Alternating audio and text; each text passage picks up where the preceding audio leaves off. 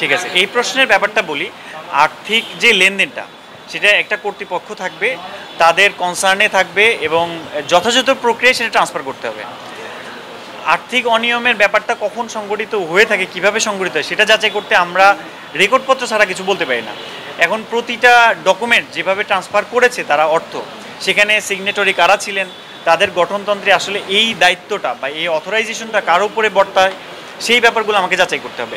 তারা যে দাবি করছেন যে সঠিক ব্যাংকিং চ্যানেলে তারা রেখেছেন বা নিরাপদ জায়গায়, সেফ জোন যেটাকে বলি, যে ব্যাংকিং, যেই আমাদের যে ব্যাংক তিনটা ক্যাটাগরাইজে নিয়ে আসছে, সেটা হয়েছে কি না আদতে, তাদের দাবিটা কতটুকু যৌক্তিক, আমার সেটা পর্যালোচনা করতে হবে। অবশ্যই আমরা সেটা দেখব, কেন তারা জনতা ব্যাংক থেকে অন্য ব্যাংকে নিয়ে গেল, যেটাকে আপনার মনে হচ্ছে যে এখানে অনিয়ম হয়েছে, এটা যাচাই তো অবশ্যই করবো। আপনি যেই তথ্যটা আমাকে দিচ্ছেন, আজকে যদিও এই অভিযোগটা আমাদের না, তো আপনার এই বিষয়টা মাথায় থাকবে, আমরা এটা আমাদের কমিশনকে জানাবো এই অভিযোগটার বিষয়ে, যেহেতু এটা আমাদের আজকের আমার অভিযোগ সংশ্লিষ্ট বিষয় না।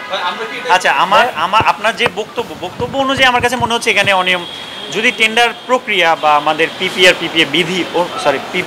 পিপিএ অনুসরণ না করে থাকে, সেটা তো অনিয়মের পর্যায়ে পড়বে না। অবশ্যই আমরা চাই বিসিবি আমাদের সবার পছন্দের একটা জায়গা, আবেগের জায়গা, সেখান থেকে দেশকে রিপ্রেজেন্টেশন করেন আমাদের প্লেয়াররা, এখানে এটা আরও ভালো কাজ করুক, আমরা সেটাই চাইবো। পূর্বের যে অনিয়মগুলো হয়েছে, আমরা এসেছি কেন সেই অনিয়মগুলো মানে যেন যারা সংগঠিত করেছে তাদের একটা আইনি প্রক্রিয়ার মধ্যে নিয়ে আসার জন্য। এবং আমরা এটাও চাইবো না যে ভবিষ্যতে সেই বিসিবি আবার ফেরত আসুক। আমরা চাই এই বিসিবিটা আরও স্বচ্ছ সংগঠন হোক, আরও স্ট্রাকচার্ড হোক, আরও অর্গানাইজড হোক, ইন্টারন্যাশনাল স্ট্যান্ডার্ড ফলো করুক, যেন আমরা কোয়ালিটি প্লেয়ার পাই, আমাদের দেশের সম্মানটা বৃদ্ধি পাই এবং আমাদের যারা এই দেশের মানুষ তারাও যেন একটু স্বস্তি পায়, তাদের যেই আবেগের জায়গা সেখানে যেন সব কিছু তাদের মনের মতোই হচ্ছে, এমনটাই তারা ভাবে। আজকে অভিযানের বিষয়টা ছিল তৃতীয় বিভাগে বাছাই প্রক্রিয়াতে অনিয়ম, পাশাপাশি গঠনতন্ত্র এবং অন্যান্য আর্থিক অথবা বিভিন্ন দুর্নীতি বা অনিয়মের বিষয়।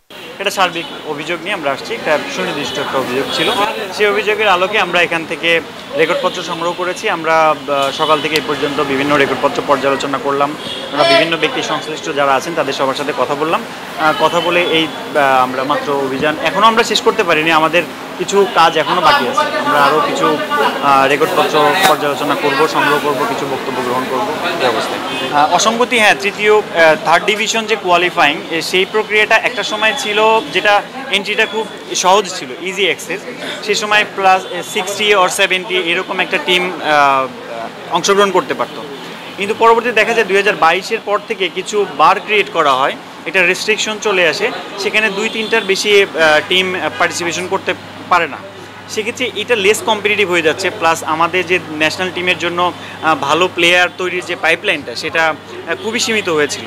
সেই ব্যাপারটাই আমরা বরাবরই ফোকাস করেছি এবং আমরা দেখেছি যে এখানে এমন কিছু রেস্ট্রিকশন বা শর্তাদি দেওয়া হয়, যে শর্তাদিটা আমাদের দেশের যে যারা ক্রিকেট ক্লাবগুলো আছেন, যারা হয়তো বা আমাদের দেশের যে ইকোনমিক কন্ডিশন আছে সেখানে আমরা যে প্লেয়ারগুলো তৈরি করতে বা তাদেরকে যে সহায়তা করতে থাকি, অনেক ক্ষেত্রে আমরা দেখি বিভিন্ন প্রত্যন্ত অঞ্চল থেকে আমাদের খুব ভালো মানের প্লেয়ার উঠে আসছে, কিন্তু সেই পদগুলোকে রুদ্ধ করা হয়েছে, আমাদের কাছে এটা প্রাথমিকভাবে মনে হয়েছে। আচ্ছা, এর আগের যে বিষয়টা ছিল সেই অভিযোগটা আরেকটা টিম হ্যান্ডেল করছে, তাদের যে রিপোর্টিংটা তো সেটা আমি জানতে পারি না। আজকে আমার যে রিপোর্টিংটা ছিল এটা থার্ড ডিভিশন কোয়ালিফাইংয়ের ইস্যুটা কতটুকু স্পষ্ট বা স্বচ্ছ কিনা, যৌক্তিকতা কতটুকু বা এর বৈধতা কেমন, এই ব্যাপারগুলো আমরা বাছাই প্রক্রিয়াতে অনিয়ম ছিল কিনা সেটা দেখলাম। পাশাপাশি বিসিবি যে গঠিত হয়েছে এটা একটা গঠনতন্ত্রের আলোকে পরিচালিত হচ্ছে, সেই গঠনতন্ত্রটাকে কতটুকু বৈধ বা কতটুকু সিদ্ধ সেই ব্যাপারটাও আমরা আজকে পর্যালোচনা করেছি।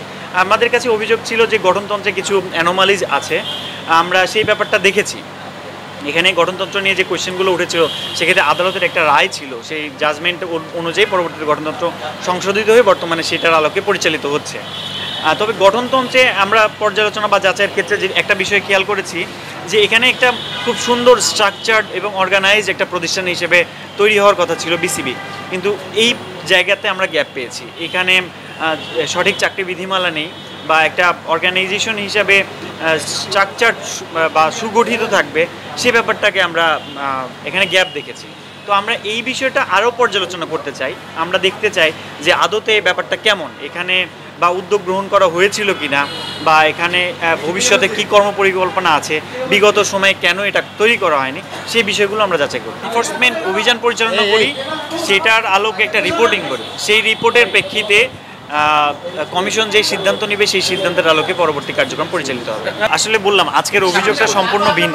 আমরা সেই অভিযোগটা নিয়ে কাজ করছি না যেটা পূর্বের টিম করেছে।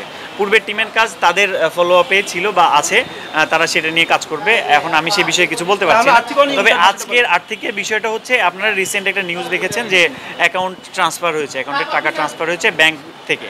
সেই সংক্রান্ত রেকর্ডপত্র আমরা সংগ্রহ করেছি। যতটুকু জানতে পেরেছি, তাদের গঠনতন্ত্র অনুযায়ী যেই সিগনেটরিগুলো থাকে তাদের সিগনেচারেই এই ট্রান্সফার করা হয়েছে। তাদের ব্যাখ্যা অনুযায়ী যে এখানে যেই রিস্ক জোন ব্যাংকগুলো ভাগ করা হলো, ক্যাটাগরাইজ করা হলো, সেখানে তারা যেটাকে মনে করেছে অধিক নিরাপদ সেখানেই ট্রান্সফার করেছে। এই বিষয়টা আমাদের কাছে তাদের ব্যাখ্যা ছিল। আমরা এই বিষয়ে রেকর্ডপত্রগুলো আরও সংগ্রহ করেছি এবং আমরা প্রেসিডেন্টের সাথে কথা বলবো। সেই রেকর্ডপত্রগুলো আমরা আরও যাচাই বাছাই করে আমাদের রিপোর্ট দাখিল করব।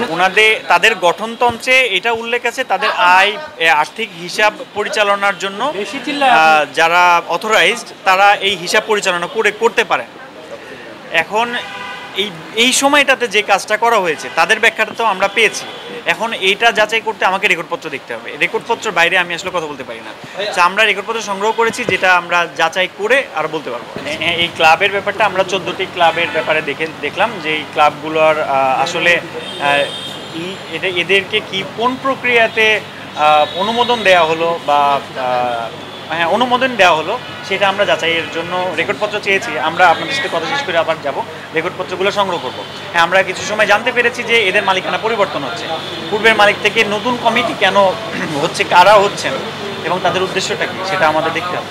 মানে এখানে এখানে আপনাদের তো সিসিডিএম থেকে এই 3rd ডিভিশনের কোয়ালিফাইংয়ের জন্য অনুমোদন দেওয়া হয় বা এই পার্টিসিপেশন কল করে বা বিজ্ঞাপন দেয়। তারপরে তারা সেই কোন প্রক্রিয়াতে একটা প্রক্রিয়াতে গিয়ে তাদেরকে অংশগ্রহণ করে।